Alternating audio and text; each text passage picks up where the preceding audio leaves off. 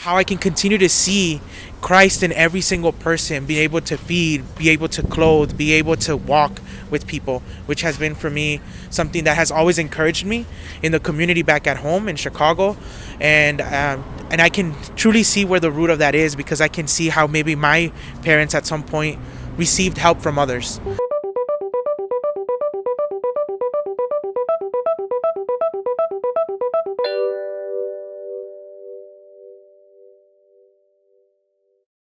My name is Juan Vargas, and I've been the host for Project on a Mission.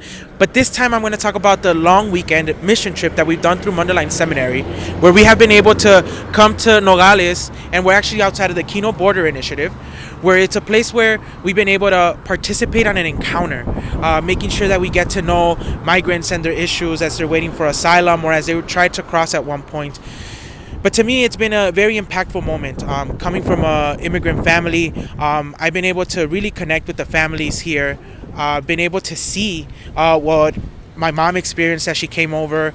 And one of those big things is being able to have that opportunity to do that with, to be able to find God in all of these people that are here, to be able to see the love that is being provided to all of the families, to be able to truly find God and in such hard moments. And like I said, it's been a very heartfelt experience for me, as it's part of who I am. It's part of where I come from. And to be able to have those encounters fills that gap in my life, but at the same time encourages me on what I can continue to do, how I can continue to see Christ in every single person, be able to feed, be able to clothe, be able to walk with people, which has been for me something that has always encouraged me in the community back at home in Chicago. And I can truly see where the root of that is, because I can see how maybe my parents at some point received help from others, the way that I have received the help that I have where I am at, because I am blessed from God, from all of the people that have impacted my life, and to be able to be part of that, even if it was just for 2-3 days here at Kino as we were giving food to the migrants.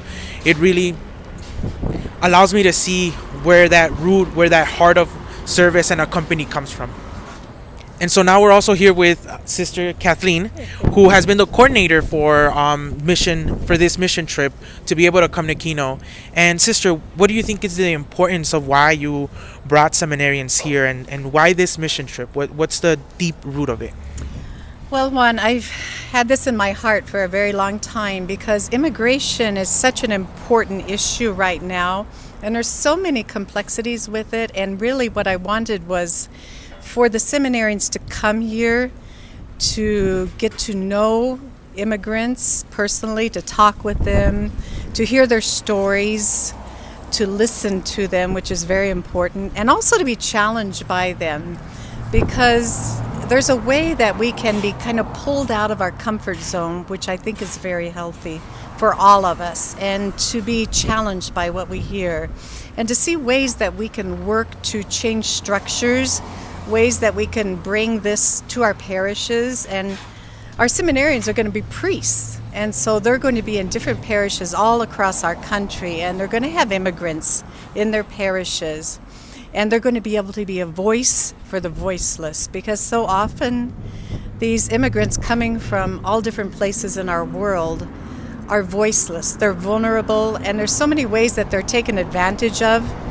And I think it's all about Matthew 25, when Jesus asked, did you visit the imprisoned? Did you give food to the hungry? Did you give drink to the thirsty? Did you visit the person who was in prison, the immigrant? So I think that's really the call of Jesus, for us to be the hands and feet of our Lord with our immigrant brothers and sisters. And it's very much like what Pope Francis says, and he inspires me so much, fratelli tutti. We are all brothers and sisters. And so I'm really so grateful. We were finally to bring a group of seminarians here, and to hear the immigrants and to hear their stories, and to bring that back to our parishes, to bring that back to Mundelein Seminary. And we were able to experience this in so many different ways, in doing the desert walk, in hearing the stories of women who had the courage really to make drastic decisions to cross the desert, for the sake of their children. And I was so inspired by that, and to see all of the people who are working here at Kino Border Initiative and all the good that they're doing. And it really lit up my heart, and I can see that it has made a difference in the seminarians who've come to visit here as well. It was truly possible here because we could sit down and we could hear the stories of these immigrants and how they crossed the desert and all the different countries they came from. We could see their children playing at the feet of these mothers and fathers, and it really was an encuentro that I think is transformative, because it wasn't something we read out of a book, something we learned about in a class. We were really here experiencing the sacred stories of our immigrant sisters and brothers.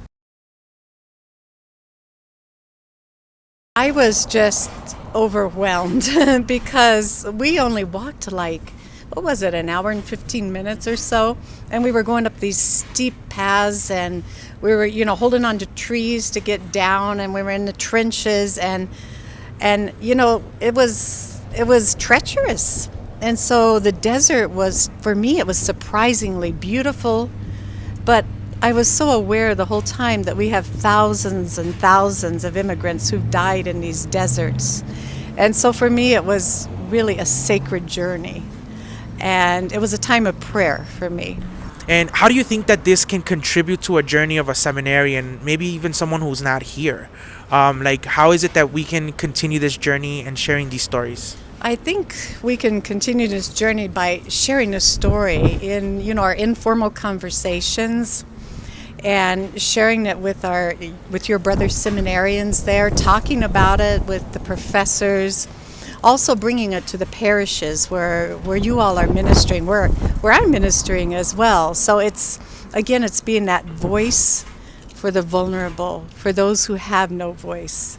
So I really feel a conviction that we need to share that story with others, and that's one of the calls that we have received, having the grace to have been here and to bring the stories of these wonderful men and women who are just looking for, not just for a better life, but are escaping violence. Like this morning, I was talking to someone who was from Guerrero, and she was telling me how several of her family members had been killed by the mafia there, and how their parish priests had been murdered, and how they had to close the church. And she had no other way but to leave with her children, her little children that she had by her side. And she was telling me that she didn't have enough to eat. And so it was just, it touched my heart very much, but it also gave me hope that we can bring this story to others and we can make a change in some way, some small way altogether.